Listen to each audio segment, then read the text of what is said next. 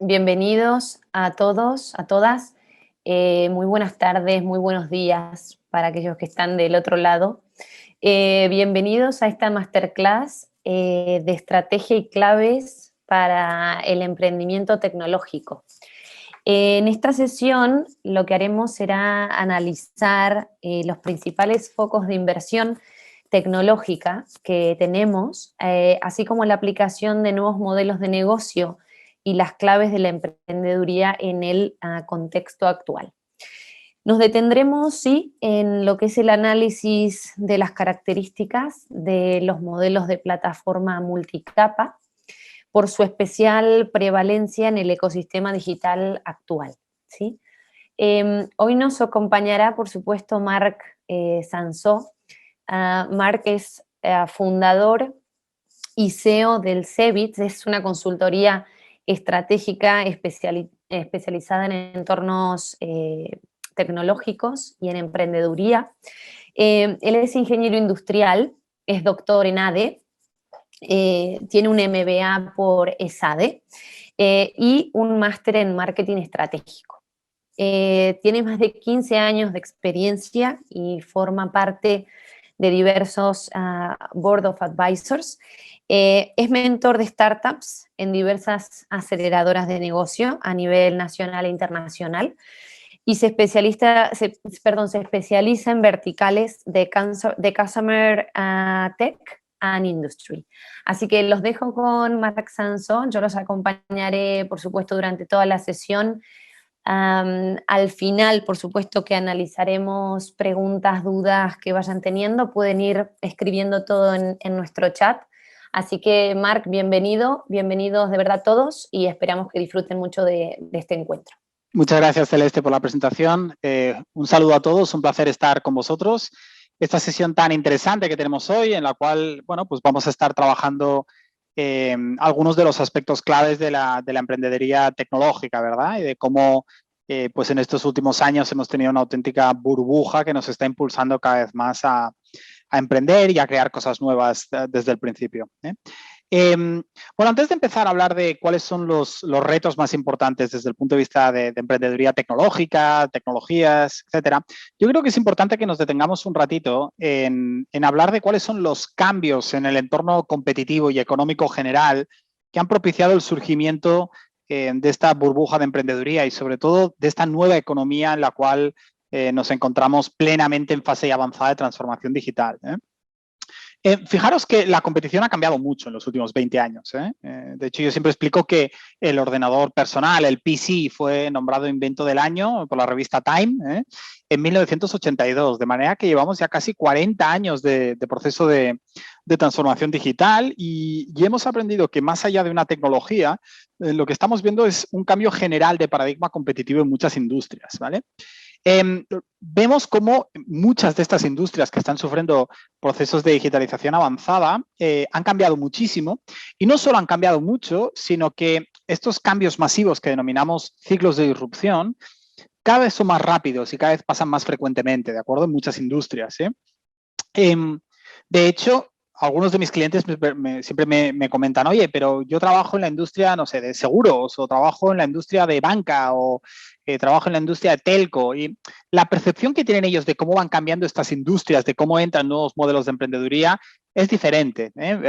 Y al final es porque este movimiento de emprendeduría tecnológica, de disrupción, funciona por fases, funciona por oleadas y por tanto está cambiando diversas industrias de forma secuencial y muchas de estas industrias, por ejemplo, fijaros como la industria de la automoción es una de las industrias que más rápidamente va a cambiar en los próximos años.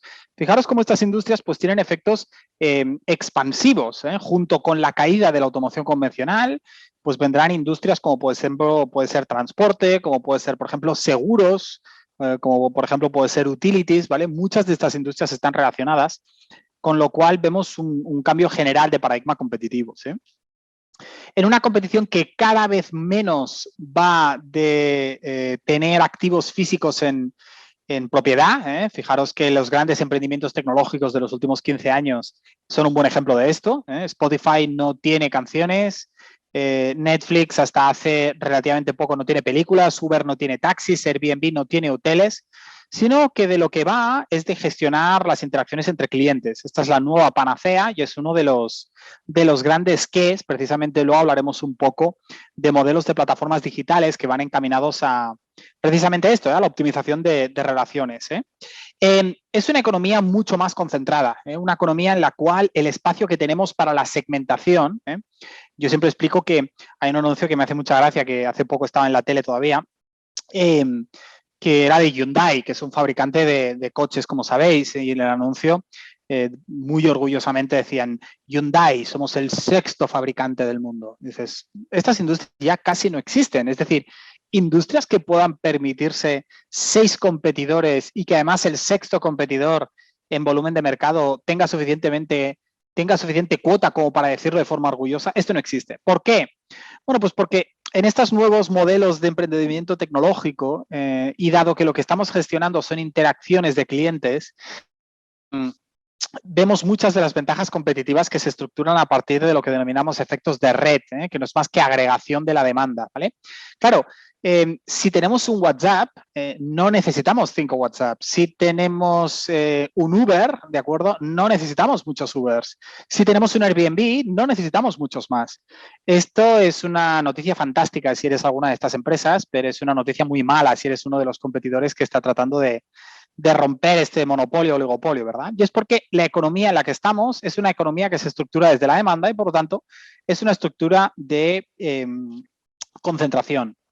Tenemos también, y es algo que muchas veces coge con el pie cambiado a competidores tradicionales, una gran dominancia de empresas tecnológicas y no nativas en industrias que no les son propias. No sé si alguna vez os lo habéis planteado, qué hace Amazon en la industria de streaming de contenidos, o qué hace Facebook en la industria fintech, o qué hace Google repartiendo patentes para abrir un sistema operativo móvil, o entrando en el ERP corporativo, o fabricando coches que van solos, o fabricando lentillas que son capaces de detectar diabetes antes de que se produzca.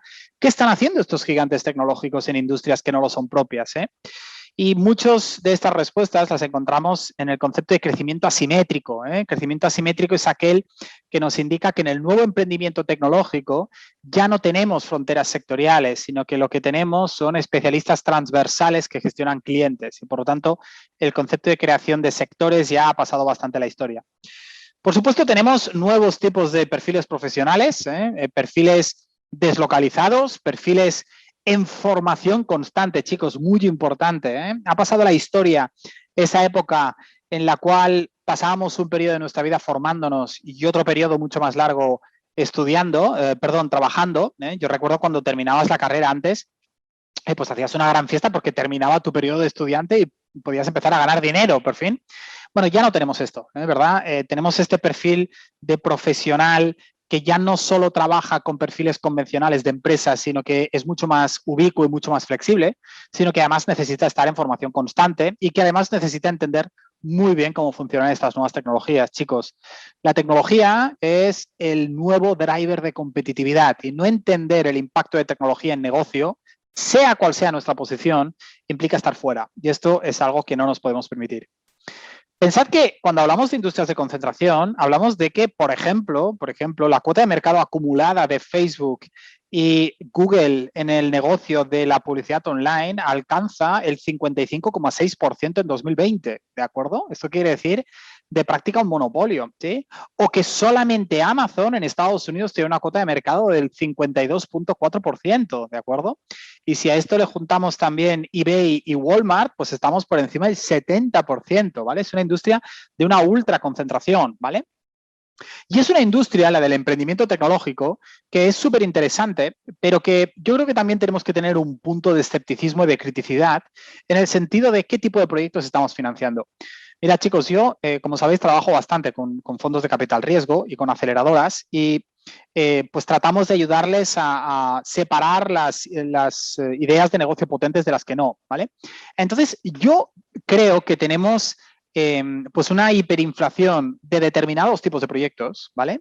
Muy relacionados con lo que denominamos economía del ocio, ¿vale? De instant messaging, de aplicaciones, de turismo, de conexión, de comida, de transporte, lo cual está genial, pero no nos dejemos por el camino muchos diversos retos globales que van a marcar no solo la competitividad de nuestras empresas, sino nuestro futuro como especie y también como ciudadanos. Y por lo tanto, yo creo que tanto fondos de capital riesgo y con los que yo trabajo siempre intento ir hacia ahí, como también emprendedores, los que somos emprendedores, necesitamos tener esta vocación de impacto. Esta palabra me gusta mucho, impacto. Decir, oye, pocas cosas tenemos más claras en la vida que el tiempo que tenemos es limitado, ¿vale? Y sin necesidad de ponernos excesivamente filosóficos, pero decir, oye, te va a costar lo mismo crear una startup de un determinado sector o de un determinado tipo o de otro, ¿sí? La vida del emprendedor es muy divertida, pero también es tremendamente dura, con lo cual aprovéchalo para hacer algo que verdaderamente tenga un impacto en la sociedad, ¿vale? ¿Y qué más impacto puede tener como algunas de las cosas en las cuales pues estamos buscando emprendedores, chicos, a nivel global? Y estas son las industrias no solo en la que podemos marcar una diferencia para nosotros, para nuestros hijos, para nuestra sociedad, sino también, ¿por qué no decirlo?, para ganar mucho dinero, ¿de acuerdo? Porque las dos cosas tienen que ser compatibles, ¿sí? Industrias en las cuales nos planteamos retos globales, como por ejemplo la mitigación de la emergencia climática. Ahí hay una gran cantidad de cosas por hacer, chicos. Por ejemplo, la captura, tecnologías de captura de dióxido de carbono. Obviamente, la reducción, no solo la monitorización, la reducción de emisiones de dióxido, pero también y muy importantemente, una economía que ya no esté basada en una alimentación animal de forma exclusiva, sencillamente porque esto es insostenible. Una economía en la cual entendamos que algunos de los retos del futuro van a ser muy diferentes. Para que os hagáis una idea, está calculado que en España, en 2045, un kilo de manzanas puede costar entre 15 y 20 euros. Y esto es sencillamente porque a medida que aumenten las temperaturas y baje la cantidad de recursos disponibles, pasan otras cosas que a veces se nos olvidan, pero que están presentes. Por ejemplo, es un caso que yo siempre pongo porque tenemos un par de startups que están trabajando con esto, que es que las abejas están muriéndose y están muriendo por diversas cosas, porque aumentan los depredadores naturales, por el cambio de calor, etcétera. Bien, sin abejas no tenemos polinización. Sin polinización, un kilo de manzanas ya no cuesta 2 euros o 1,5 €, sino que cuesta 15 o 20 euros porque hay que hacerlo manualmente. ¿Estamos preparados para este tipo de economía? ¿Tenemos una economía o unos modelos que nos permiten lidiar con esto? La respuesta es que no. Igual que tampoco estamos preparados para seguir consumiendo, pues por ejemplo, carne, como he dicho antes. Muchas startups están trabajando ahora con cómo poder sustituir una dieta que en países occidentales está muy basada en carne, por ejemplo, en plantas o en sustitutivos, ¿de acuerdo? Y aquí hay una gran cantidad de trabajo por hacer, ¿sí? Pensad que no solo estamos aumentando, no solo hablamos de que seremos muchos más, hablamos de que estos 9.800 millones de personas que seremos en 2050, un 22% de ellos tendrán más de 60 años. Y esto implica muchas cosas. Implica lo que se denomina la Silver Economy, es decir, la economía para seniors, no solo del ocio y no solo también del entretenimiento o el cuidado, sino también pues nuevas necesidades en respecto a, por ejemplo, nuevas enfermedades. Ya sabéis, por ejemplo, que el cáncer es una enfermedad que lamentablemente tiene especial prevalencia con la edad como predictor. Por lo tanto, obviamente, en 2030, en 2050 veremos una incidencia mucho mayor de esto. Estamos viendo avances espectaculares de startups de biotech en esto, pero aún necesitamos más. Yo siempre le digo lo mismo, si podemos crear una cura para el cáncer, no lo preferimos que seguir trabajando con crear más Facebooks, ¿eh? Entonces, es importante que entendamos que las necesidades, en este sentido, van a cambiar muchísimo en los próximos años. Pensad que los que me estáis escuchando ahora mismo, si tenéis entre 20 y 30 años, estadísticamente, lo que os falta por vivir y especialmente lo que van a vivir en cuanto a experiencias vuestros hijos, será incomparablemente más diferente de lo que hemos vivido nosotros, ¿eh? Algunos apuntes, por ejemplo, yo tengo un hijo de 4 años y un hijo de 6 años, ¿de acuerdo? Mi hijo pequeño probablemente nunca tendrá carne de conducir, ¿vale? Porque no lo va a necesitar. Estamos hablando de conducción autónoma y lo estamos hablando de unas décadas, ¿sí? Probablemente muchos de los que me estáis escuchando y que vivís en determinadas latitudes, jamás vais a volver a ver la nieve en vuestros países. Cuando nosotros le digamos que en zonas como Cataluña, por ejemplo, podíamos ir en un mismo país a la playa y a la montaña, no se lo van a creer, sencillamente porque vamos a vivir en un mundo en el cual en torno a 2040, 2045, Londres tendrá la temperatura actual de Barcelona y Barcelona tendrá la temperatura actual de Túnez. Y por lo tanto es un mundo de oportunidades, pero también es un mundo muy diferente. Un mundo en el cual tenderemos a coexistir de forma natural con robots y por lo tanto necesitaremos nuevas formaciones que nos permitan entender que 800 millones de trabajadores en 2030 van a ser sustituidos por robots, pero también vamos a crear entre 900 y 950 millones de puestos de trabajo más, ¿de acuerdo? Y también un mundo, y este es un último reto que quiero destacar porque me parece apasionante, en el cual la necesidad por una energía más fuerte, más continua y más limpia va a estar ahí, va a ser absolutamente apasionante. Estamos a las puertas, y cuando digo a las puertas hablo de una década todavía, de tener dominada la fusión nuclear. La fusión nuclear nos va a dar 10, 30, 40 veces más energía que un proceso de fisión nuclear sin la generación de los residuos. Hace poco veíamos cómo se generaba un escándalo mayúsculo a nivel global cuando Japón anunciaba que iba a vertir pues una enorme cantidad de toneladas de agua con residuos radiactivos, resultado de Fukushima, que se ha ido acumulando durante todos estos años en el mar después de tratarlo. Y por lo tanto ha vuelto a levantar una oleada, a pesar de que es agua tratada, evidentemente, sobre qué tipo de fuentes de energías queremos tener y sobre todo qué tipos de infraestructuras tenemos preparadas para esto. Con lo cual yo, cuando hablamos con emprendedores potenciales como vosotros, siempre me tomo unos minutos para lanzar este mensaje, un mensaje de esperanza, un mensaje de reto y un mensaje de decir, oye, vamos a crear algo que verdaderamente tenga impacto y no nos centremos en replicar cosas que ya conocemos. Evidentemente tenemos tecnologías que van a ser clave en los próximos años y aquí el mensaje, chicos, es único. Formación, formación, formación. Os dediquéis a lo que os dediquéis. Trabajéis en el sector que trabajéis. Tengáis la edad que tengáis, no puedo enfatizarlo más. Aprended. Aprended cómo funcionan estas tecnologías, qué impacto tienen en vuestros negocios y cómo podemos hacer una diferencia. Necesitamos gente más formada, gente inteligente como vosotros, gente viajada y gente que pueda conectar dos puntos aparentemente separados. ¿Cómo puede la tecnología, las tecnologías blockchain y los smart contracts ayudar a esta desintermediación general de la economía? ¿Cómo puede la biomedicina y la genética ayudar a crear este concepto no de enfermedades generales, sino de pacientes específicos y curar enfermedades que hasta ahora no se pueden curar? ¿Cómo puede la computación cuántica ayudarnos a tener comunicaciones instantáneas con puntos que están alejados, incluso en diferentes planetas, o tener redes de Internet absolutamente inhackeables, o crear nuevos antibióticos y nuevas moléculas que van a salvar vidas, ¿de acuerdo? ¿Cómo puede la inteligencia artificial y sobre todo una parte concreta que es el deep learning ayudarnos a automatizar algunos procesos de nuestras vidas que ahora mismo no funcionan del todo bien? Por ejemplo, conducción. Yo os aseguro que cuando a vuestros hijos en el futuro les digáis que ibais conduciendo al trabajo o que ibais conduciendo después de salir a tomar unas copas con los amigos, pues les va a sonar como si ahora os dicen a vosotros que os vais a trabajar en caballo. Les va a parecer una cosa bárbara. Va a decir, oye, pero ¿cómo puede ser que condujeras tú mismo el coche? Es como si te hacen subir a un avión, ¿no? Dices, oye, voy a hacer un Barcelona-Londres y voy a conducir yo el avión. Pues a vuestros hijos les va a sonar exactamente igual. O un mundo con una tecnología como 5G e Internet of Things, en el cual todos nuestros dispositivos interconecten entre ellos y hablen. Y, por ejemplo, tu coche avise a tu nevera que llegamos a casa en 20 minutos y que ha visto el calendario y tenemos 5 invitados para ver el partido, pero que solo quedan 3 cervezas y que, por favor, avise el supermercado para que envíen rápidamente, probablemente con un rider, o quizá haya un robot, estas cervezas que nos faltan.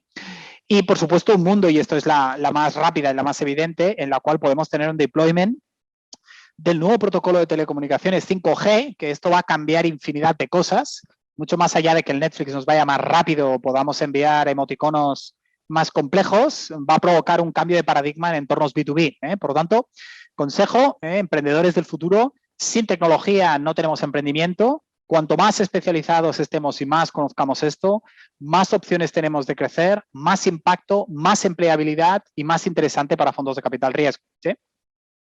Pensad que las tecnologías no evolucionan de forma lineal, ¿sí? Hay diversos factores que nos ayudan a entender cómo evoluciona una tecnología, ¿sí? Y, por lo tanto, comprender una tecnología significa potenciar un emprendimiento tecnológico, ¿sí? Y ahí los factores condicionantes en el desarrollo de una tecnología son varios, ¿eh? En primer lugar, y esto es evidente, ¿cuánto estamos invirtiendo? ¿Sí? Si hemos tenido la vacuna para el coronavirus en 18 meses, chicos, lo cual es un récord absolutamente alucinante. Pensad que el tiempo de desarrollo medio de una vacuna ronda los 7, 8 o 10 años y que de hecho hay muchas enfermedades que llevan muchos años matándonos, para los cuales aún no tenemos vacuna, y hablo no solo del SIDA, sino también de la malaria, por ejemplo, incluso otras que son pues muy típicas en otras partes del mundo, el paludismo. no tenemos vacunas para muchas de estas enfermedades y sin embargo la tenemos por suerte para el coronavirus, ¿de acuerdo? Aprovecho también para hacer una cuña publicitaria que siempre hagamos. Dejemos que la tecnología y la gente que ha estudiado nos ayude. Vacunémonos, por favor. Es decir, después del esfuerzo que hemos hecho todos por conseguir algo fiable, no nos obsesionemos ahora con determinados tratamientos que están haciendo en algunos medios de comunicación sobre fiabilidades de tecnología o no. Nosotros llevamos una startup que se dedica especialmente a trabajar con el sector farma y dijera, por favor, si pudiésemos comunicar a la población la incomparable ventaja de vacunarnos, incluso con vacunas que ahora mismo no son muy populares en relación al riesgo de lo que representa tener el coronavirus, todos lo haríamos sin ningún lugar a dudas. Con lo cual, por favor, cuña que os meto, no tengáis dudas, vacunémonos, por favor. El grado de inversión es importante, ¿de acuerdo? Pero también es importante la existencia de lead users. Es decir, la computación cuántica, por ejemplo, no ha empezado a despegar hasta que hemos tenido los IBMs y los Googles del mundo trabajando en su desarrollo por el efecto arrastre, ¿sí? También la urgencia en la necesidad, y a esto me vuelvo a referir el caso de la vacuna del coronavirus. Fijaros qué podemos hacer como especie humana cuando mucha gente muy lista trata de resolver un problema colaborando que nos afecta a todos. ¿Qué no podemos hacer, mejor dicho, verdad? Pero seguimos necesitando este breakthrough moment. Seguimos necesitando esta punta de inspiración que nos ayude a entender cómo, por ejemplo, la forma de tratar un reactor de fusión nuclear no puede ser a través de materiales, sino de campos electromagnéticos. O de que la forma de resolver la inteligencia artificial no se trata de tratar de enseñar a un ordenador el concepto de felicidad, sino de enseñarle 20 millones de fotos de alguien feliz para que lo pueda parametrizar. Estos momentos de inspiración, este connect the dots que decía Steve Jobs, solo pasan cuando gente como vosotros se forma y por tanto alguien multidisciplinarmente es capaz de entender cómo aumenta y cómo crece una tecnología, ¿sí? Como digo, esto es un hype cycle de Gartner. Fijaros cómo las tecnologías emergentes que tenemos en los próximos años nos van a traer un mundo diferente, un mundo en el cual yo creo que hay 4 drivers que tenemos que entender a nivel tecnológico importante. El primero es la microespecialización. Cada vez más tendemos a modelos microespecializados de tratamiento en emprendeduría.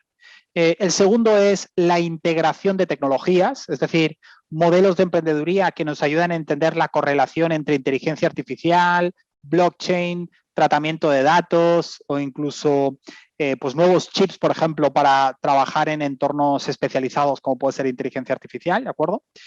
La tercera es un concepto de everybody is everybody, es decir, vamos a dejarnos de ofertas especializadas, por ejemplo, el banco es el que me presta dinero, el hotel es el que me deja el alojamiento o el fabricante de coches y la empresa de energía es la que me da electricidad. Vamos a atender un mundo desintermediado en el cual muchísimos de los participantes de la cadena de valor van a hacer muchas cosas y por lo tanto nosotros vamos a comprar y a vender energía a la red.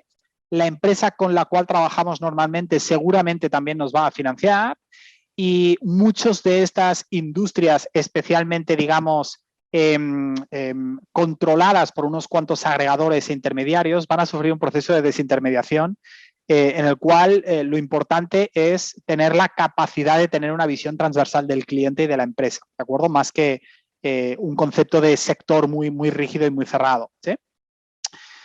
Pensad que ya entrando en la dimensión de lo que queréis, de lo que podéis hacer como startups, pensad que es importante entender que al final tenemos 2 enfoques cuando nos enfocamos a qué queremos hacer en una industria.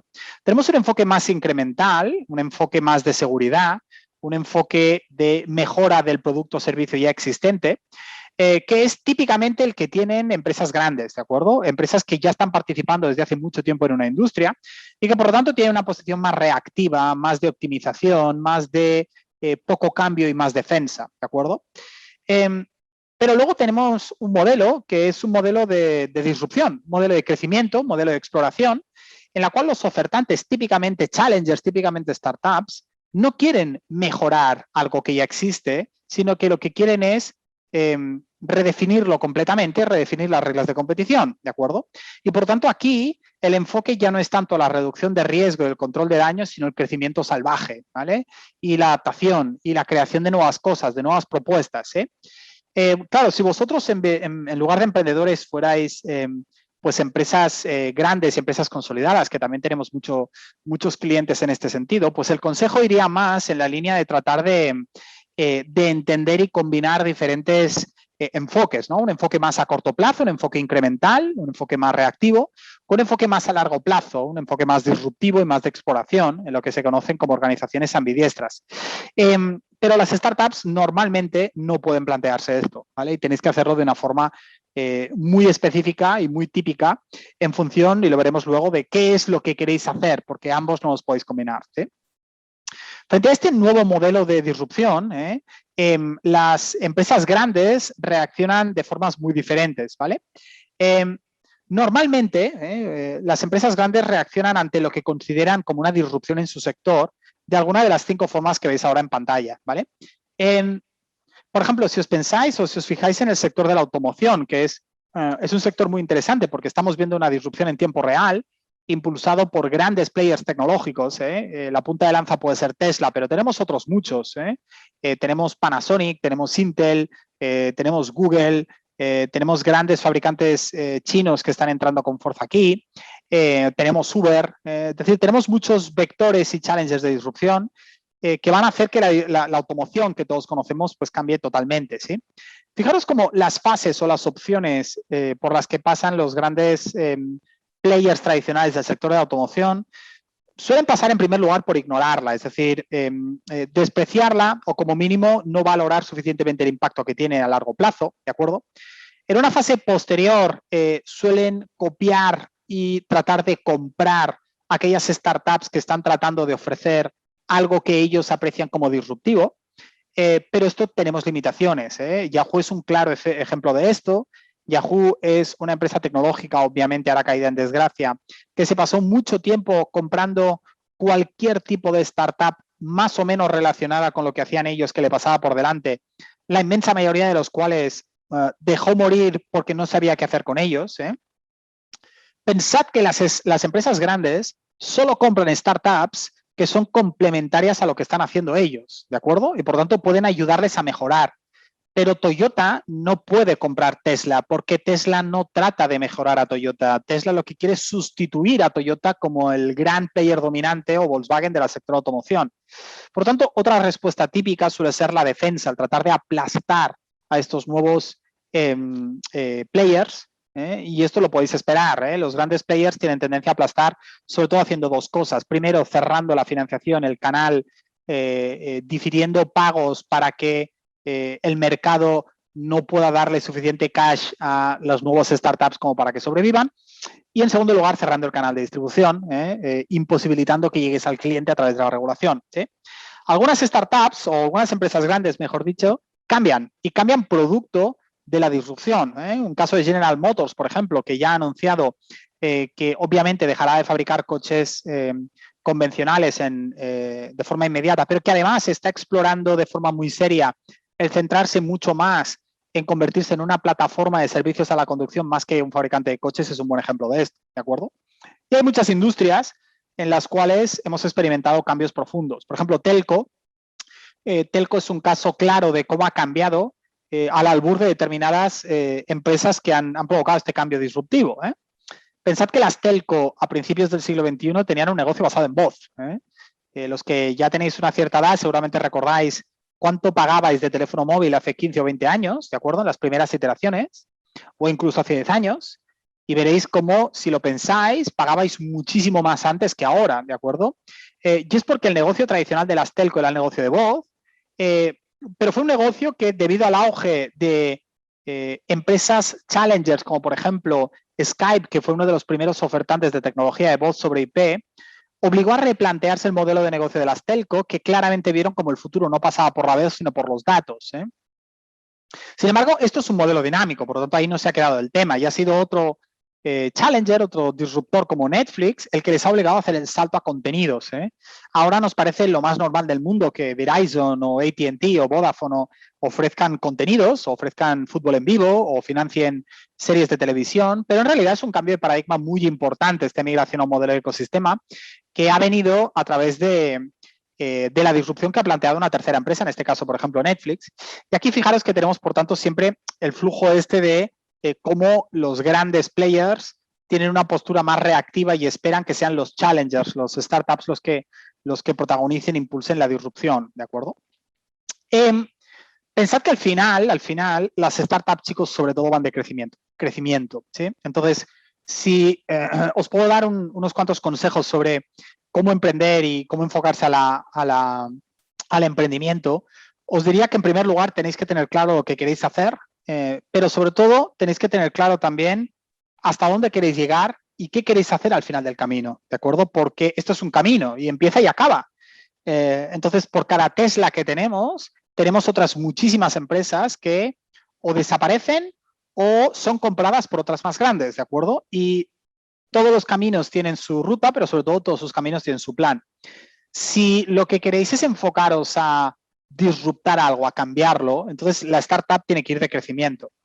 Y un consejo que os doy, si lo que queréis es ser el nuevo Tesla o incluso si queréis crear algo más incremental para que en un futuro una empresa más grande compre, que es un exit por compra, es que lo que le digo siempre yo a los emprendedores cuando hablan conmigo son dos cosas. La primera, una buena startup parte de un muy buen problema. Esto es muy importante, un muy buen problema, ¿sí?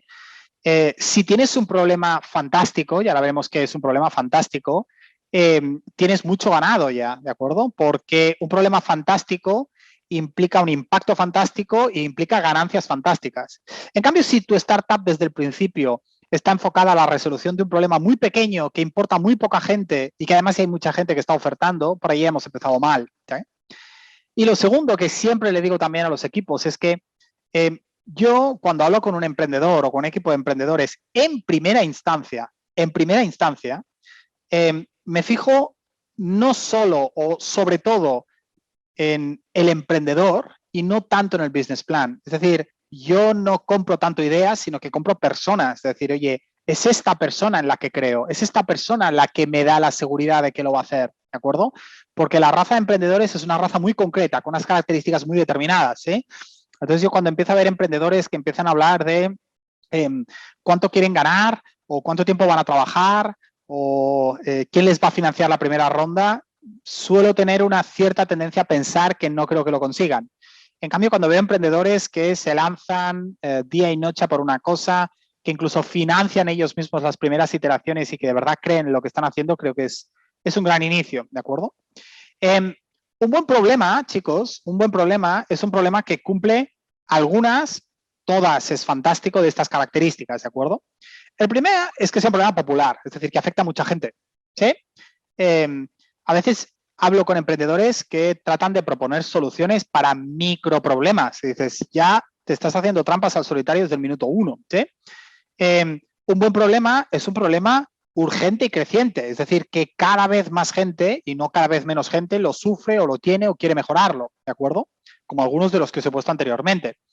Es un problema obligatorio, ¿no? Algo que tenemos que resolver sí o sí porque tenemos una ventana de oportunidad, hay una ventana de regulación, etcétera, ¿sí? Un problema que pasa frecuentemente, porque esto nos ayudará a subir la recurrencia.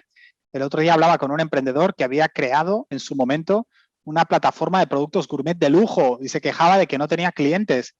Claro, no tienes cliente porque ¿cuánta gente compra un whisky de 200 euros la botella en el mundo? Y cuando ya tienes esto, esta gente que se compra porque quiere o porque puede una botella de whisky de 200 o 250 euros, ¿cuántas botellas se compra al año? Por lo tanto, ¿dónde queremos enfocarnos? ¿Queremos enfocarnos a algo que pasa muy de vez en cuando? Porque el esfuerzo es el mismo, vais a tener que hacer exactamente lo mismo.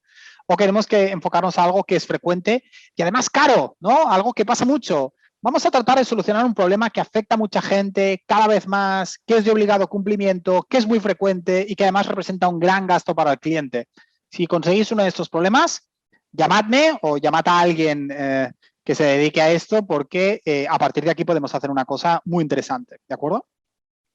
No empecéis con una solución, no empecéis con una app, no empecéis con un producto, empezad con un buen problema y sobre todo tratad de crear un equipo que esté enfocado a la resolución de este problema y lo otro vendrá solo, ¿sí?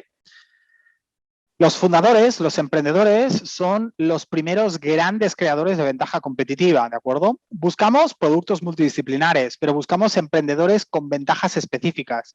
Una ventaja específica no es me gusta mucho esto. Una ventaja específica es solo yo puedo resolver esto. Solo yo tengo el contacto directo. Solo yo conozco los insights de cómo funciona esta industria. Solo yo tengo el canal. Solo yo conozco la tecnología. Estoy exagerando, pero ya me estáis entendiendo por dónde voy, ¿sí? ¿De acuerdo? Más ventajas, ¿de acuerdo? Un producto, si estáis centrándoos en producto, pensad, y esto es muy importante, que los productos incrementales generan proyectos incrementales y nosotros no estamos tratando de enfocarnos en algo incremental, estamos tratando de enfocarnos en algo disruptivo y por lo tanto no buscamos algo que sea un poquito mejor, buscamos algo que sea muchísimo mejor que lo que ya está funcionando hoy en día, ¿de acuerdo? Fijaros cómo por primera vez en la historia tenemos vacunas, por ejemplo, basadas en tecnología en ARN mensajero. Fijaros cómo todo el mundo va loco porque tener la vacuna de Pfizer o la vacuna de Moderna y nadie quiere, de forma absolutamente infundada, pero bueno, nadie quiere vacunas basadas en tecnologías antiguas que eran las que nos han puesto a todos, en los que tenemos una edad cuando éramos pequeños. ¿Por qué? Pues porque nunca habíamos tenido una vacuna de ARN mensajero y nos hemos dado cuenta que es infinitamente mejor y mucho más fiable que algunas de las que teníamos anteriormente, ¿de acuerdo? Y por tanto reduce muchísimo algunos de los side effects que estábamos teniendo en otros casos, ¿de acuerdo? Por tanto, el riesgo no viene por hacer algo que no se ha hecho nunca, el riesgo viene por hacerlo de siempre, porque para hacerlo de siempre ya tenemos las empresas de siempre haciéndolo, no necesitamos más empresas, ¿sí? ¿De acuerdo? Una startup potencialmente exitosa es una startup que, tal como dice Rob Johnson de IS, mezcla 4 cosas, ¿de acuerdo? Es una startup que tiene que enfocarse en un proyecto atractivo, ¿de acuerdo? Por tanto, un problema pues que sea sexy, que tenemos ganas de resolver, que nos incite a trabajar en ello, ¿de acuerdo? Que sea factible y que sea viable, ¿de acuerdo? Y también que sea invertible, ¿sí? Y hay diferencias entre cada una de estas cosas, ¿sí? La viabilidad es lo primero, ¿sí? La primera pregunta que tenemos que tener claro es, ¿esto se puede hacer? A veces que no se puede hacer, es decir, por ejemplo, lo que estamos haciendo ahora, que es formación online, hace 15 años no se podía hacer. No se podía hacer porque ni teníamos la infraestructura en ninguno de los dos extremos, ni teníamos la mentalidad, ni teníamos los contenidos generados, ni tampoco teníamos el equipo. La inteligencia artificial, cuando Garry Kasparov perdió con Deep Blue, que fue la primera computadora que ganó a un campeón del mundo de ajedrez en 1990 y poco, ya parecía que en plan Terminator, ¿no? Que los robots nos iban a invadir al día siguiente, ¿vale? Pero tampoco se podía hacer en ese momento muchas de las cosas porque ni teníamos los equipos, ni teníamos los chips, ni teníamos internet, ni teníamos los datos a nivel masivo, barato y almacenable que tenemos hoy en día. Por lo tanto, la pregunta es, ¿podemos hacer de verdad lo que podemos hacer? ¿Sí? Hay diversos factores, hay canal, hay tecnología, etcétera. La siguiente cuestión es si lo puedes hacer tú. Porque una cosa es que lo puede hacer Google, o lo puede hacer HP, o lo puede hacer alguien que lleva 15 años en la industria, pero tenemos que demostrar que lo podemos hacer nosotros, ¿de acuerdo? Todas las startups tienen ventanas de oportunidad. Fijaros, por ejemplo, cómo después de tanto tiempo los fabricantes de coches se están poniendo al día los tradicionales respecto a coches eléctricos, por ejemplo. Aún no están a la altura de tecnologías como la de Tesla, pero si les damos tiempo llegarán y por lo tanto la viabilidad también tiene que ver con este sentido, ¿de acuerdo? Y por último, la invertibilidad, que es un concepto interesante, ¿sí? Desde un punto de vista estricto, si somos multimillonarios, pues no necesitamos este último apartado, ¿no? Yo el otro día también trabajaba con uno y le dije, ¿cómo vas a financiar esto? Y la respuesta que me dio es, soy muy rico. Y dije, bueno, entonces fantástico, si eres muy rico, entonces no necesitas una parte importante del trabajo que íbamos a hacer, lo cual es una muy buena noticia para ti. Entre paréntesis, podríamos haber dicho, espero que aparte de muy rico, estés dispuesto a perder una gran cantidad de dinero, porque si no, vas a dejar de ser muy rico, ¿de acuerdo? Pero en general, las startups necesitan una financiación especial, que es una financiación en capital riesgo. Idea importante, si 9 de cada 10 startups fallan y no consiguen lo que creen que van a conseguir, nos queda una startup de cada 10 para recuperar la inversión que hemos puesto en estas 10. Por lo tanto, si yo pongo €1 en cada una de estas 10 startups y 9 caen, me queda una. El retorno esperado de mi euro tiene que ser por 10, porque si no estoy perdiendo dinero. Con lo cual, pensad que los modelos de invertibilidad son modelos en los cuales lo que yo de entrada puedo prometerle a mi financiador, que hay varios tipos, ya lo veremos, es recuperar 10 veces la inversión, porque si no, estamos perdiendo dinero, ¿sí?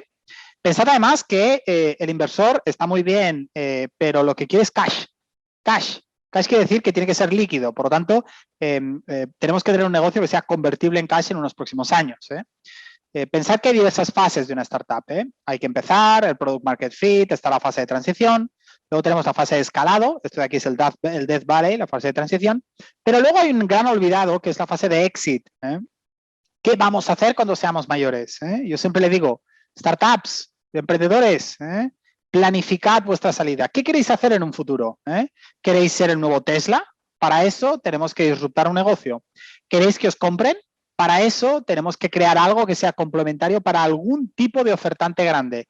O estamos en tierra de nadie.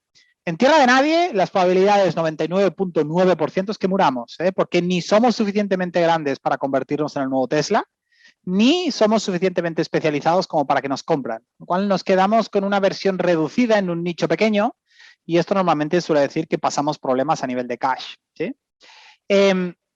Pensad que lo que buscan los inversores es diferente. No es lo mismo lo que busca un angel que lo que busca un fondo de capital riesgo o un inversor seed, ¿de acuerdo? Al principio del proyecto es cuando hay más riesgo y por lo tanto los que entran al principio del proyecto, que suele ser angel y suele ser seed, invierten menos dinero, pero asumen más riesgo. Por lo tanto, los retornos tienen que ser necesariamente más elevados, ¿de acuerdo? Porque si no, estamos perdiendo mucho dinero, ¿verdad? Y además, estos angel y estos seed no suelen entrar en la gestión. Los fondos de capital riesgo entran en la gestión y entran cuando el product market fit ya está hecho y lo que queremos es hacer crecer el negocio. El riesgo es menor, por lo tanto, el retorno es también menor, están más tiempo, pero entran en la gestión del día a día. Es importante discernir entre las diferencias de uno y de otro. ¿Sí? Estadísticamente, muchos de vosotros os van a interesar los modelos de multiplataforma, multicapa, que son modelos que se basan en la interacción entre diferentes capas de usuarios, como Netflix, Uber, Amazon, Airbnb, etcétera. ¿Sí? Algunas recomendaciones ya rápidas sobre estos modelos para ir terminando. El primero, pensad que la nueva panacea no es la posesión de activos fijos, sino la capacidad de crear efectos de red, ¿de acuerdo? Estas plataformas no se basan en poseer los mejores activos físicos, sino en hacer que las comunidades de usuarios interactúen generando valor, por tanto el enfoque tiene que ser crecimiento, ¿de acuerdo?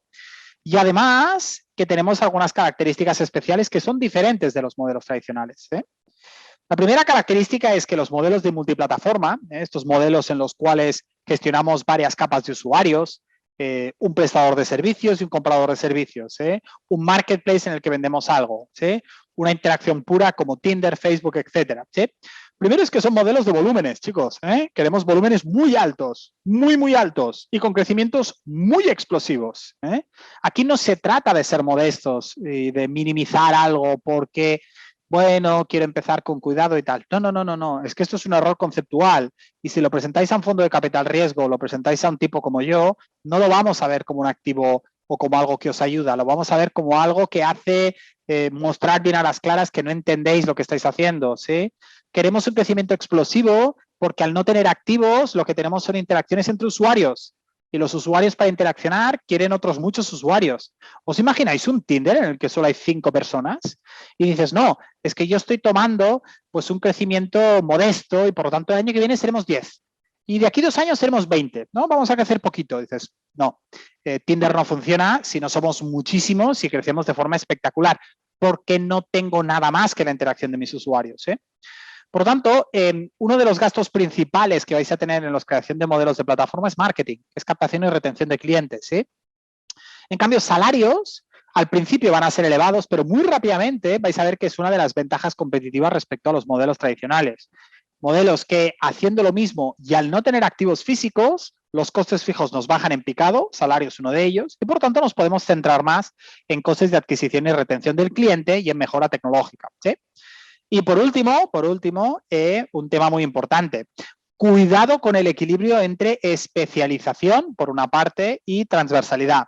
Las plataformas hiperespecializadas tienen poco volumen Y si tienen poco volumen, también normalmente tenemos poca recurrencia. No tiene por qué ser así, pero puede ser que tengamos poca recurrencia.